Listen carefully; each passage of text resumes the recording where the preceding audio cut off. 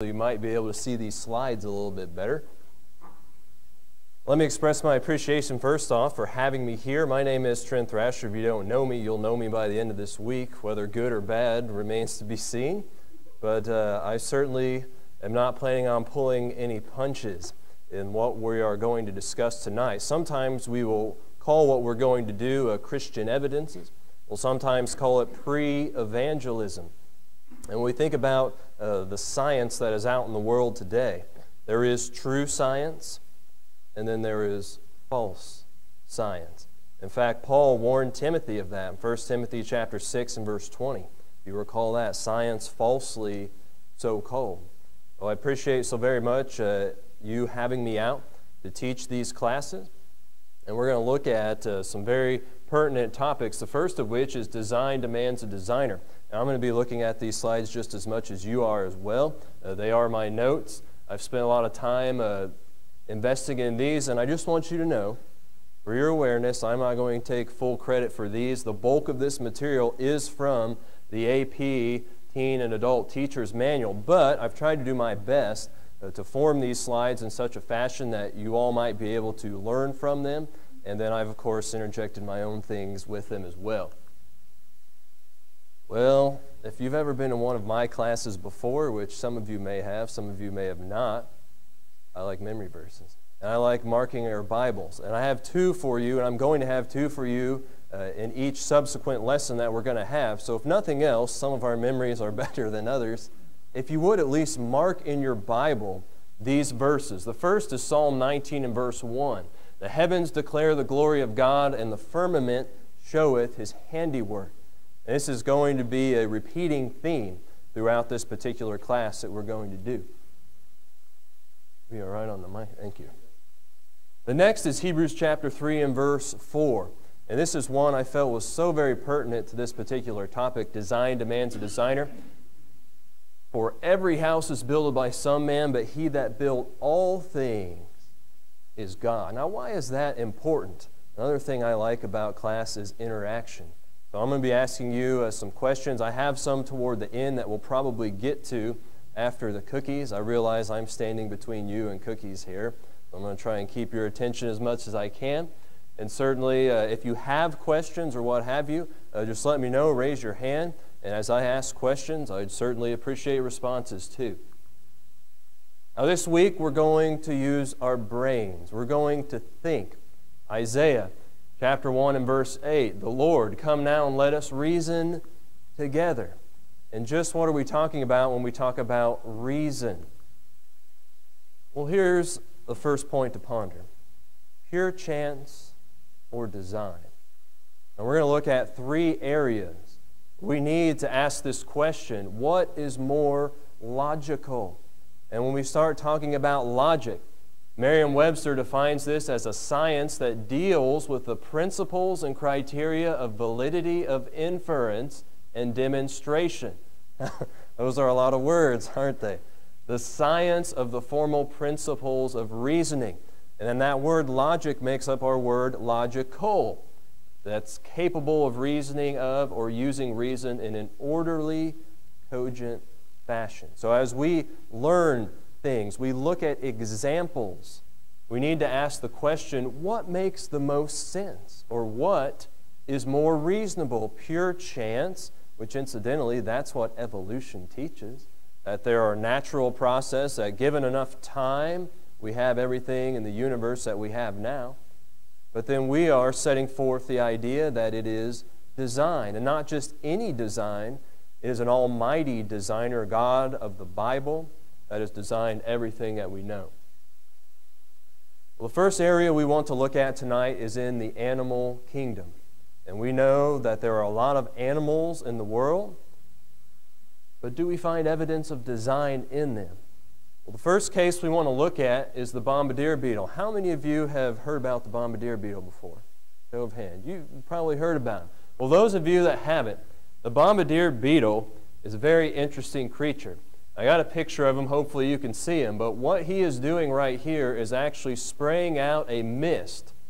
And that mist is very hot. In fact, it's boiling hot. Now think about that. How many of you have encountered steam before?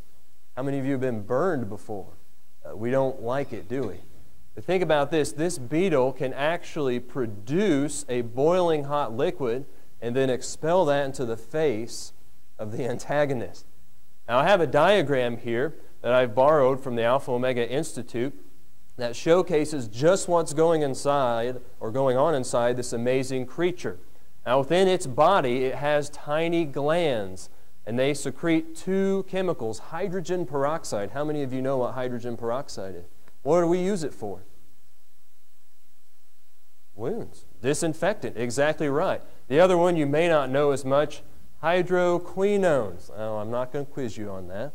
But these two chemicals are put into an explosion chamber. They're added in there when he's under attack. An enzyme is added to the mix. When that happens, that chemical reaches the boiling point of water. That's 100 Celsius or 212 Fahrenheit in just a few seconds. And then he uses the rear end of his body to project that into the face of a protagonist. Now, you can go on YouTube later on tonight or tomorrow, and you can look at videos of this beetle in action, and it's absolutely amazing. Well, how does evolution explain this? How would design explain this? Really, only intelligent design can explain it. To produce the proper chemicals, to keep them separated, because we know once they're combined, they create a chemical reaction, keep just enough of them, and then to propel that mixture at the right time into the face of an enemy. We have to point out that each of these different areas in this beetle had to have been in place before he could work properly. Now, what does evolution say would take place? Anybody? Yeah, slowly. Well, maybe he'll pick up one of these chemicals, then maybe he'll get a collecting vesicle, and then maybe he'll get this, maybe, and eventually over time, he would have it. But what do we see in this beetle? We don't see that. We see a complete system. Now, the evolutionary concept of gradual time or gradual change over time fails to account for this irreducibly complex creature. And that word's going to come up again.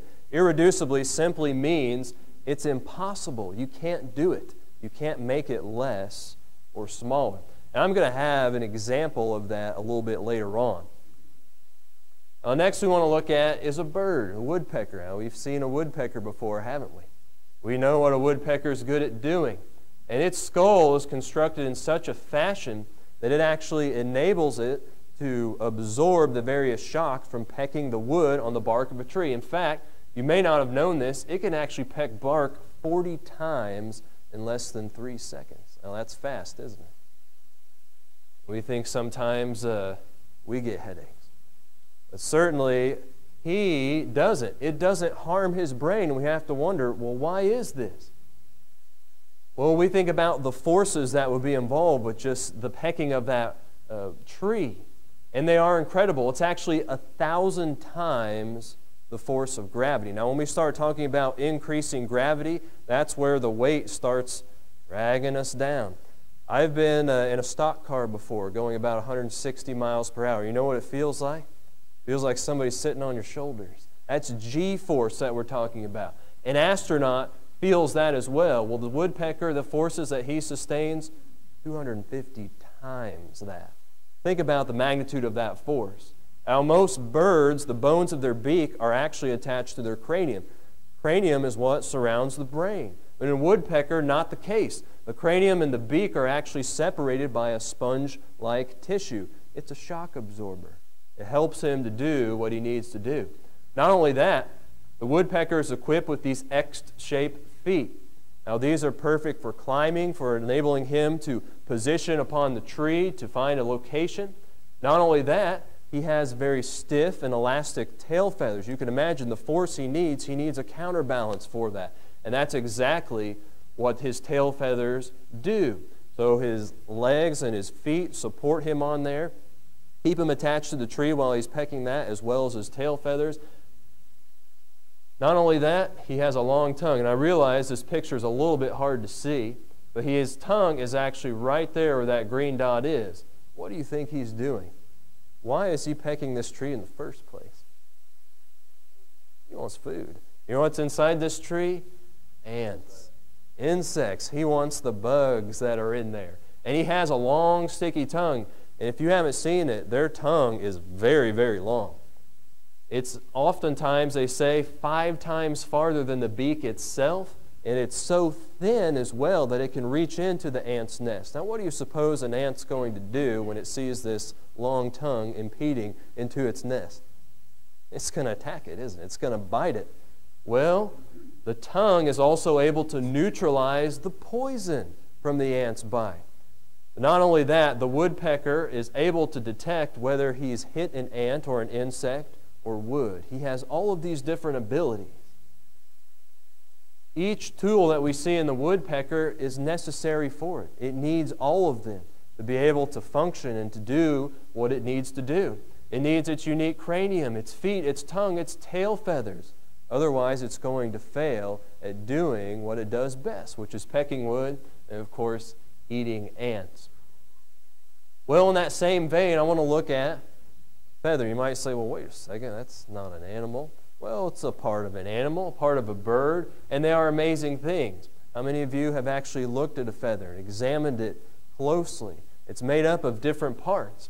In fact, it has a shaft running up its center. We see here kind of a major portion of it, the structure of it. And attached to that, we have different veins into that. And the veins, they're comprised of different barbs. And if you zoom in on this feather, you're going to see there's more things. It's like one of those things where we see an image and we zoom out of it and you realize it gets bigger and bigger and bigger. Well, if you zoom into this, it's kind of the opposite effect of that. You have all of these different barbs, thousands of smaller strands, and on them you have barbules. Each strand is then hooked to an opposing strand like the hooks of a zipper. Though this feather is a very complex design. It's lightweight, but yet it's all attached together. And what's interesting is a crane feather, fairly good-sized bird, has 650 of these barbs on each side of its shaft, and then each of those barbs has 600 barbules. And each of those are locked together with 390 hooklets, and again, they come together like the teeth of a zipper. You know what happens if occasionally those feathers get detached, those barbules get detached? Sometimes, something comes unzipped. You know all the bird has to do to straighten his feathers out? Just what this bird's doing right here. He takes his beak, zips it back up, his feathers are good to go.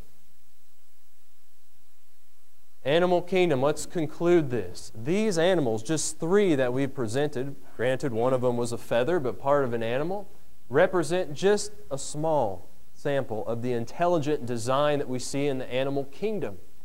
Now, I'm sure you can think of other examples. In fact, we're going to have opportunity for you to do that. Thousands of them could be mentioned. Also, plants. Plants are very advanced as well that we see. A lot of design in them.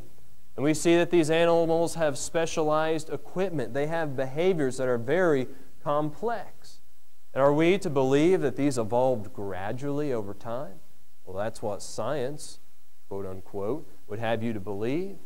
Rather than piece by piece, we see that these whole systems would have to be in place before any of it would work. Now, here's that example about irreducible complexity. Imagine you have a bicycle factory. Now, I work in a manufacturing type environment, and so I know what manufacturing is about. You imagine you have a bicycle factory. It's going along the assembly line, and we add a gas tank to it. Now, what good is that gas tank going to do for that bicycle? Is it suddenly going to become a motorcycle because it has a gas tank on it? Or a proto-motorcycle? On its own, that gas tank serves no function for the bicycle. It's useless, as would be any one piece apart from the other. What makes a bicycle into a motorcycle? A completed system, isn't it? You've got to have all of it. It's all or nothing with motorcycles, and it's all or nothing with the aforementioned creatures that we have. Any questions? Any thoughts? Comments? Let's look at the Bible. This is, after all, Vacation Bible School. Job chapter 12. You recall Job in an interesting situation, going through a tremendous amount of suffering. He's got miserable comforters there with him, and he responds to them in Job chapter 12. He understood that design indicates or requires a designer. He says in verse 7 and following of Job 12, "But ask now the beast, and they shall teach thee, and the fowls of the air, and they shall tell thee." Well, what is Job really saying? Is he saying, go talk to this dog and he'll tell you? What is he saying? Observe it. You can observe these different things. You can observe these creatures. You can observe these birds. Or speak to the earth, and it shall teach thee. And we will here in a little bit. "And the fishes of the sea shall declare unto thee, who knoweth not in all these that the hand of the Lord hath wrought this?" What is Job saying here? Can you tell from nature God's design? Absolutely you can. You can see that it is God's hand that wrought this. Not only that, we see it's God's hand, and whose hand is the soul of every living thing and the breath of all mankind. Who maintains it? God does. Remember the earth, the universe? We're going to look at the universe. Now the universe, Big Bang, flying spaghetti monster, or omnipotent creator. How many of you have heard the flying spaghetti monster? Yeah. We're going to talk about him a little bit later on. Our universe is really big. It's really big. And I'm going to throw some numbers out here at you, but I'm going to try and make some sense of them, because after a while, your eyes start to roll in the back of your head when you realize just how big these numbers are. Scientists estimate, granted this is an estimate, that the universe is as much as 20 billion light years. Now, when we talk about 20 billion years, that sounds like a lot, doesn't it? But a light year, that's 5.88 roughly trillion miles. Now, these, again, numbers, they don't mean a whole lot. Oh, let's put this into perspective. Say I give you a stack of $1,000 bills. So each bill is worth $1,000. If you stacked all of those on top of one another, $1 trillion would be 68 miles high. That's a tall stack of money, isn't it? Now, to get 1 light year's worth, that thing would be almost 400 miles high. That's 1 light year's worth. Our universe is 20 billion light years. Think about the magnitude of that. Our galaxy, the Milky Way galaxy, if you didn't know it, that's the galaxy we live in. The Milky Way galaxy is so large that even traveling at the speed of light would require 100,000 years just to get across its diameter. So in other words, it's 100,000 light years across. Now, to put that into perspective, if you could travel at the speed of light, you could get around the Earth 7.5 times in just 1 second. Now, who would like to do that for travel? That makes travel a little bit better, doesn't it? We could travel at the speed of light and be there just like that. In fact, faster than that. Sound doesn't travel that fast. Think about how big that is. The tremendous size of the universe certainly has impressed many. It's a demonstration of God's strength and creativity. Now here's where your memory verse, your key verse, comes into play. Psalm 19 and verse 1. "The heavens declare the glory of God, and the firmament showeth His handiwork." We have to ask the question, why would God possibly make our universe this big? Why do you think He would do that? Anybody? Why would He make the universe as huge as He did? Will Psalm 19 and verse 1 not tell us the answer? To declare the glory of God, that the firmament might show His handiwork. How many of us have seen God? We haven't, have we? We can see the effects of God. And the universe is just one thing that we can look at and realize the magnitude of it, and then we're going to see that God is certainly bigger than the universe. It gives us an idea of just how infinite, how almighty God really is. Now in Hebrews chapter 1 and verse 10, Paul, I believe, would write there, "And thou, Lord, in the beginning hast laid the foundation of the earth, and the heavens are the works of thine hands." Well, let's look at stars as well. Now here's a really big number. How many of you have heard of the delineation sextillion? Now, sextillion is a huge number. In fact, there are 25 sextillion stars. That's 25 with 21 zeros after it. That is a big number.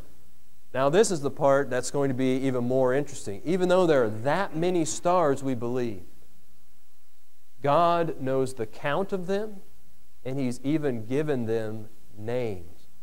Psalm 147 and verse 4, He telleth the number of the stars, He calleth them all by their names. How many of you knew there are that many names in the universe? We think about baby books. We open that up. Well, if we had 25 sextillion names, we couldn't hold the book, could we? God's given each star a name. He knows the number of them. What's even more interesting is He actually set different brightness and then set them apart from the sun and the moon. 1 Corinthians 15, verse 41, Paul would write to the Corinthians, there is one glory of the sun, and another glory of the moon, and another glory of the stars, for one star differeth from another star in glory. How many of you knew there were that many differences in glory? That many differences in brightness? But yet God has given that to the stars. Well, let's talk about a really big star that we know and we need, the sun. And it is a star. The sun converts 8 million tons or 16 billion pounds of matter into energy every single second. That's some serious energy processing. And it has an interior temperature of more than 20 million degrees Celsius. Now, I know we don't use Celsius very often, so I converted it. That's only, a cool 36 million degrees Fahrenheit. It's hot, isn't it? It's very hot. In fact, the hottest temperature ever recorded on the earth was 134 degrees Fahrenheit. Now, I know we feel like we're approaching that as we go about the quote summer that we have going on. Now, if you think about that, the hottest temperature ever on earth, 134 degrees, the sun's just a little bit under 353,000 times hotter than that. So here's an interesting question. Why don't we all melt then? Ever thought about that? The sun is that hot. How is it that we're not equally as hot? Well, let's look at the sun and the earth. The earth is located exactly the correct distance. We're about 93 million miles away from the sun. So I know it looks pretty good size when we look at it, or you shouldn't look at it in the sky unless you got those nice glasses like the solar eclipse that we had. But we're just the right distance to receive the proper amount of heat and radiation to sustain life as we know it. Now let's consider something for a second. If the earth were moved just 10% closer to the sun, well, we would absorb too much radiation, too much heat. Life could not exist on earth. It'd be too hot. Well, let's say we back away from the sun 10%. Well, then too little heat would be absorbed, and life would go the other direction. We'd freeze to death, be too cold. But not only that, and I find this so very interesting. Here's the earth right here in this circle, and emitting from the earth we actually have a magnetic field. And I hope some of you in the back can see that. And the sun is always sending out what's called solar wind. And this solar wind is dangerous. It's harmful. But God built the earth like a giant magnet. And you know what that magnet does to the solar wind? Repels it. It diverts it away so we don't encounter it. It acts like a giant force field. But not only that, how many of you have heard of the ozone layer before? Well, what's the ozone layer about? What do we need it for? We need it for life. It filters out most of the ultraviolet rays from the sun that would be harmful or fatal in larger amounts. In fact, you have scientists talking about the hole in the ozone layers. They understand the criticality of ozone in the atmosphere. We talk about the sun, the ultraviolet rays, ultraviolet A, ultraviolet B, the stuff that burns your skin. Ozone helps protect us. Our atmosphere does. Well, let's also talk about the earth and the moon. Well, not only is the sun and the earth distance exactly the right distance, but so is the earth and the moon. The moon is about 240,000 miles away from the earth. And the moon does something very important for us. It controls the ocean tides. Why is that important? What would happen to the ocean if it didn't have tides? Yeah, it would become stagnant.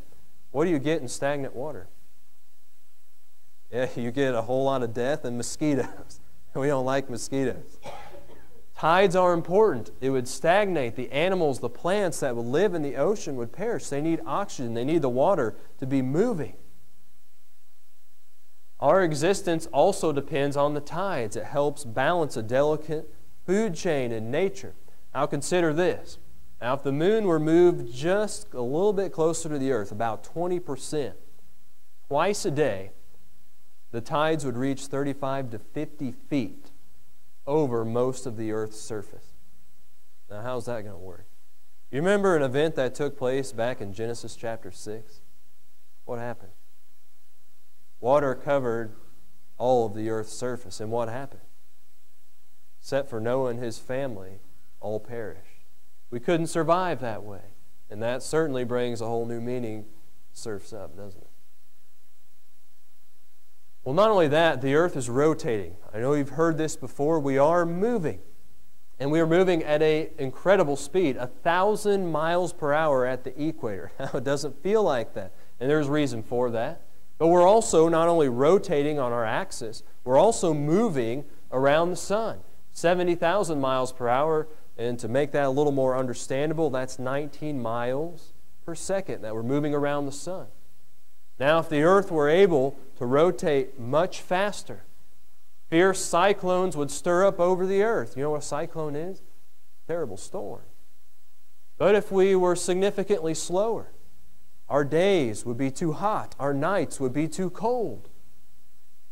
But not only that, the orbit, 365 and a quarter days. What does that sound like? Sounds like a year's worth of time, doesn't it? And together that with the tilt of the earth on its axis, do you know what you get? You get the season. And certainly God planned this. Genesis chapter 1 and verse 14. He said, "Let there be lights in the firmament of the heaven to divide the day from the night, and let them be for signs and for seasons, and for days and years." And we're going to look at that in a lot more depth on Thursday night, because there are people that want to try and fit in a vast amount of time in the word day. Yet we see in this verse we have days, we have years, we have seasons. Well, who is in control of the seasons? God is. Daniel chapter 2 and verse 21, Daniel records, "And he," speaking of God, "changeth the times and the seasons. He removeth kings and setteth up kings. He giveth wisdom unto the wise and knowledge to them that know understanding." But the earth's orbit is not a perfect circle. It's elliptical. It's a stretched out circle. Now, sometimes the earth is closer to the sun than other times. In fact, in January, this point right here, the earth is actually the closest to the sun. It's called periapsis. And then we're getting ready to, in July, to be the farthest away from the sun. And here's some interesting thing.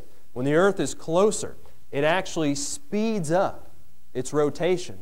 And the reason behind that is so it doesn't get pulled into the sun. You can imagine the sun has a great amount of gravitational pull. But when we're closer as the earth to the sun, we don't speed up our rotation. We get sucked into the gravity or the gravitational pull. What's going to happen if the earth gets into the sun? Remember what happens if we're just a little bit closer to the sun than we're supposed to be? 36 million degrees, not going to work out too well, is it?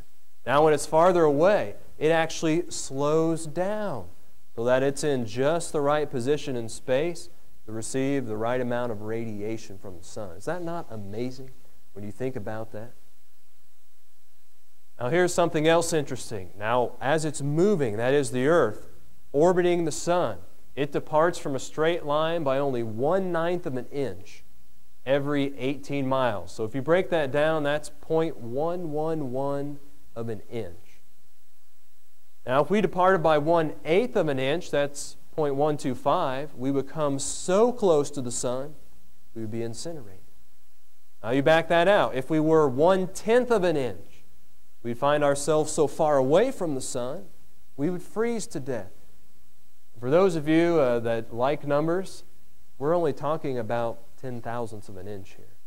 Every 18 miles. We're talking about a very, very small number. But notice the precision that you have in that. Why 1/9 of an inch every 18 miles? Because that's what is necessary for life. Let's think about this critically. Can a rational person reasonably be expected to believe that these exacting requirements for life, as we know it, have been met just by accident? What do you think?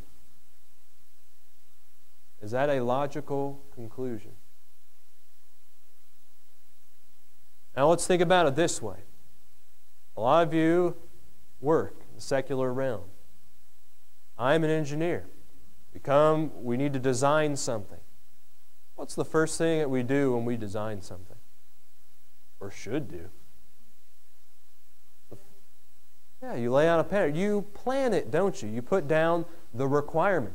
As often is the case, we'll have a customer that comes with a specification. They say, I want you to build this part, and it's got to meet all of these different parameters. That's what we would do. Now we think about this many different requirements. Imagine, for life to be sustained on earth, you have to meet this rotational speed. You have to meet this particular distance. You have to have an ozone layer. You have to have a magnetic field. You have to have all of these different things. All of these requirements. If any of these were required in any other essential area of life, the idea that just happened by accident. Anybody want to do the probability on that? What it would take for all of those requirements to be met just by chance, just by accident? Well, what would we do? We'd dismiss that. That's absurd. It couldn't possibly be. But what is it that atheists, agnostics, skeptics, unbelievers are suggesting about the universe? What was the foremost description of what took place to start this universe? What was the major theory that was set forth? The Big Bang. And what does the Big Bang say? Yeah. From nothing or just some random chemicals out there, they exploded, and then what do we get? All these exacting requirements. Fortuitous accident. It's just not the case. Well, we know why the universe is the way that it is. In fact, the very first verse of the very first book, the very first chapter, in the beginning, God created the heaven and what? The earth. He created the earth. He created everything around the earth, the universe. And man really needs to think about this very carefully. He oversteps his bounds. He invents theories such as the Big Bang or evolution. Look what David wrote in Psalm 8, verses 3 and 4. He said, when I consider thy heavens, the work of thy fingers, the moon and the stars which thou hast ordained. Verse number 4. What is man? Thou art mindful of him, and the Son of Man that thou visited him. What is David saying there? What is he showing about God and about man, their relationship? Yeah. In comparison, you're small. You're quite small. And yet, what does man try and set forth with the theory of evolution, with Big Bang, with these false sciences? We can think of a better way to do things and explain things than God. David said, when I consider the heavens, when I look at these things, the work of thy fingers, the moon and the stars, he thinks, look how insignificant I really am. But we know God is mindful of us, isn't He? He loved us so much that He gave us His only begotten Son. Well, let's look at Job chapter 12 one more time. Verse 8, Job said, or speak to the earth, and it shall teach thee. And the fishes of the sea shall declare unto thee, who knoweth not in all these that the hand of the Lord hath wrought this. How do we speak to the earth? We can look at it. We can observe it. Science is not a bad thing, is it? And I am by no means discounting science. In fact, true science and religion, true religion that is, go hand in hand, don't they? There are many things that we're seeing here that show forth more than anything that design is the more logical answer than the various false theories that are being set forth. And science can help us in that area. We're also going to look at the human body.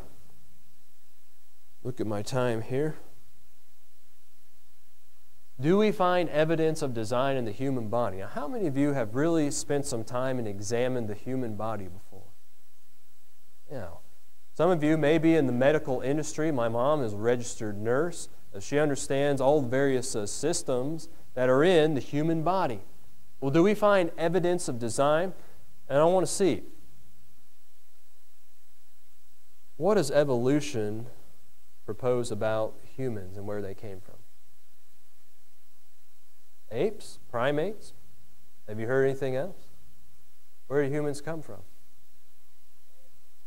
Crawled out of the mud, the primordial ooze. Yeah, this is what people are setting forth, that the human body, the humans, descended from some other creature. And we're going to spend more time tomorrow night really pitting creation versus evolution. I don't want to get too much into that. There are some that actually believe that, oh no, we didn't really descend from apes. We both had a common ancestor that we descended from. So in other words, that common ancestor allowed us to be formed and the apes. Just one problem. Where's the common ancestor? Can't produce it. But let's look at the human body. Now, human cells, these are really kind of the building blocks of the body. They're very small, but they're abundant and they're amazing. Now, there's actually 200 different kinds of cells, and they total approximately 100 trillion cells. Well, there's that number again, trillion. That is a huge number of cells that are just in one human body. Now, they come in different sizes, they come in different shapes, and they have different functions as well. Again, how many systems does your body have? We think about our cardiovascular system, the endocrine system, reproductive system, all of these different things that are in the body, the cells that make up it. Some interesting facts about the cell. Some are so small that 20,000 of them can fit inside this capital O. 20,000 of them can fit inside there. From a standard computer font, they're only 0.02 of an inch long. That's small. Some cells, if you actually place them end to end, they would only make 1 inch if you lined up 6,000 of them together. So think about how tiny these are, microscopic. Now, all of the cells of the human body, if you set those end to end, you line them up, they would actually circle the earth 200 times. Think about the vast quantity of them. But even the largest cell of the human body is 1% of an inch in diameter. Very, very small. Well, I want to talk about blood cells. And I think we're time for our break. Now, this is a particular type of cell, blood. How many of you like your blood? We need it, don't we? It's an important part of the body. In fact, red blood cells have the important job of carrying oxygen around the body. How long do you suppose your body survives without oxygen? Very short amount of time. Become brain dead. White blood cells are also important. What do? What do white blood cells do? They fight infection. That's part of our immune system. They fight infection. They defend against bacteria, viruses, cancer, all different infectious diseases. How many of you remember George Washington? Who was he? He was our first president of these here United States. How many of you know how he died? How did he die? Bled to death. Bloodletting. The science at that point in time believed that there was such a thing as bad blood. You go back to the time of Moses, Leviticus chapter 17 and verse 11. The Bible was invented. It was there already by that point in time. Look what God said. The life of the flesh is where? In the blood. And I have given it to you upon the altar to make an atonement for your souls, for it is the blood that maketh an atonement for the soul. What did God already tell mankind about blood? It's our life. It's life. You know, blood was a sacred thing. You recall back in that day and age too, they had to drain the blood from animals. They were not allowed to eat the blood because there was sanctity to it, life of the flesh in the blood. Now think about your body, the design that is in there that is needed for that. I believe we are out of time for this session, if I'm not mistaken.